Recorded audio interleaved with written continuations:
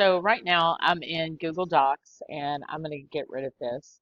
But I'm in Google Docs and I'm wanting to download this into a Word or a PDF. Now, for whatever reason, on some people's Google Docs, there's not the option for Word. Most instructors in college will allow you to turn in a PDF, but if not, hopefully this option is on yours. It's on most. I don't know why it doesn't show up sometimes.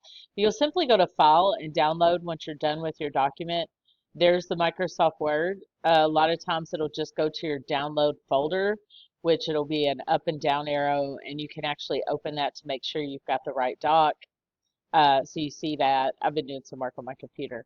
Um, okay, so I'm just going to show you really quickly how to, and I had to hide some of my student stuff, but how to attach it. It's usually, this is a discussion board, but in your assignment area, you're still going to have the same attachment thing. Sometimes the actual attachment will be down at the bottom, and it will tell you, drag and drop, or it'll say click here to attach.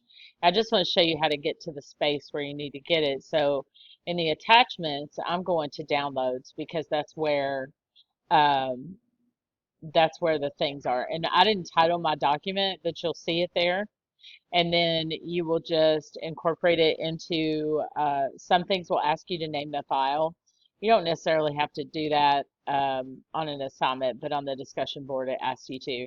And then you'll just post it or submit once you attach. Now, if you have to put notes in, like your instructor says, hey, put notes in, here's the area where those notes go. So it's pretty simple, and then you'll submit.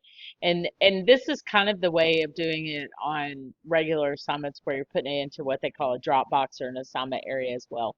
I hope that this video helped, and thank you for listening.